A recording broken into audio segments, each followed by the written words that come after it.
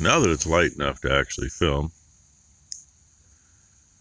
Whiskey's been barking the last few nights. He's been coming out kind of toward the equipment stuff there.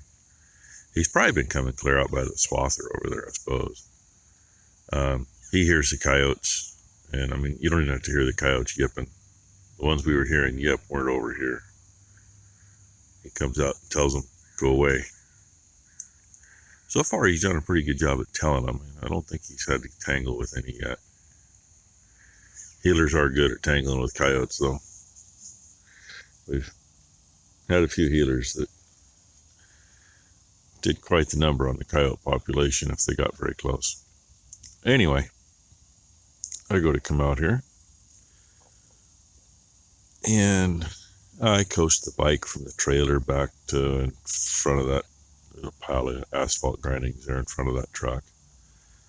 And I coast back that far, turn the wheel, get pointed downhill so I can go out that run.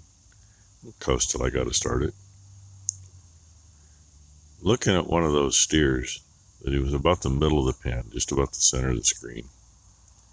His head is way the hell up, his ears are poking up. I can just barely see him. Just light enough I can see him decent. Now, the hell is he looking at? Because even if it could have been the bull that's in there, I don't know. But they shouldn't be interested in any cows. You know, I mean, not like that. It was what the hell am I looking at deal. Yeah, sure enough, coyote come across. About where I ride the bike, other side of the bridge there to go turn the pump on and off.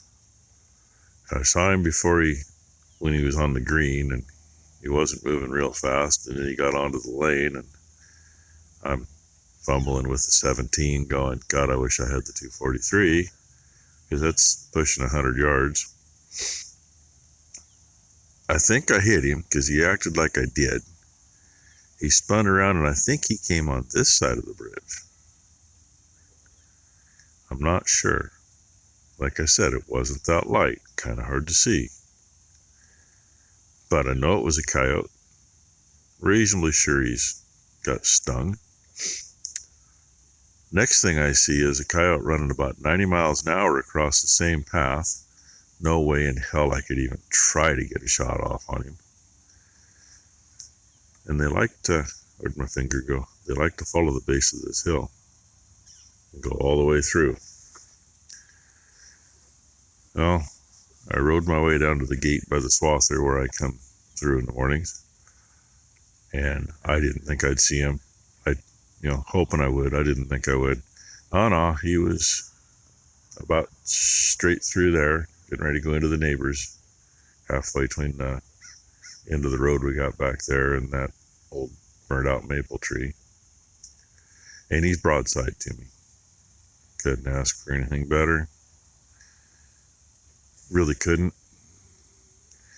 Except that poor thing has been flipped off the bike at least a dozen times this year. I've still been getting gophers with it because it's still hitting close enough pattern at that range. But at 100 plus yards, yeah, it's a little stretch for it to begin with. I shot right over his shoulders. I saw the dirt in the fence line poof up literally right over his ass as he was going through the fence. And I shot at his shoulders and he was moving. So I would have hit him. I didn't. Oh, I'm debating if I go look for an injured one or not. And I'm going to speed that up just because it's not enough water up here. There we go. You can see it now. And I don't know what the hell this morning. We're freaking cloudy and a heavy dew. And I woke somebody up because I got off the bike. And the hill's all fogged in. So, Oh well, there's your cows for the morning too. I mean, I'm not worried about the coyotes and the cows and the calves. There's a couple calves that are smaller, but really, it's going to take 3+ coyotes to be able to do any damage out here now. Because they got to get a calf kind of by itself and hope the cow don't get them. Yeah, they ain't that stupid. But anyway, yeah, just check the weather again. 0% chance of precipitation. I don't know if you can see it or not, but it's a good heavy mist. I've only been up here for like 5 minutes, and that's what the bike looks like. So I'm gonna go put it under cover. Seats are already damp enough, my butt will get wet. Perfect. Oh, dang it, look what I'm doing. I'm actually disking a field of our own, and there's no fire. They ain't doing too bad. Would have worked up a lot better had we been in here, about the time we were disking the neighbor's fire. Wouldn't have had all the green growth on here from that half-inch of rain. But that's one pass over. Landowner's been out here shooting gophers, and I mean, it shows. There's a lot less out here than there was, from what I can see. We do got a few trees here that are going to be an issue. Problem is, the base of that tree is on the neighbor's, but yeah, that hangs way over. And I'm just trying to figure out which direction to do stuff. I got over there all done. That's actually 3 times over. I want to get it broke up enough to build the back row. Work on it pretty good. I'm just coming down here to get a little closer to the edge, to the property line. And I got a little strip over here to get. But my plan is to get in here with a coach packer as soon as I'm done disking, probably tomorrow at the rate things are going, and get this smoothed down good, and then he'll be able to see where the gophers are better. And if we do get any rain, it won't wash it. Found me a friend. I found a friend. Look at how he likes me. He likes me. He likes me. He just wants to kill me. I just come back down and he was working on a hole there.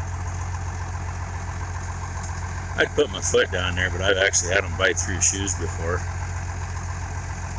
He's not too big. Yeah, give you an idea. He's not all that big. He's just a baby. But he can still chew the shit out of me. And now he wants to come after me. Anyway, figured I'd show you a gopher. In case anybody hadn't seen one. That's about the size of most of the ones I've been shooting at home. We used to roll them up when we used to plow. Or we'd roll them up, they were a foot long or better. And he thinks he's into a burrow there. And he's not. So, anyway, thought I'd show you what I got done. I'm just starting my second time over on this one. Hopefully finish this up on this place today. But, say goodbye to your little friend. Hey, I got done disking. Been sitting there talking to Becky. I got a text from the body shop today.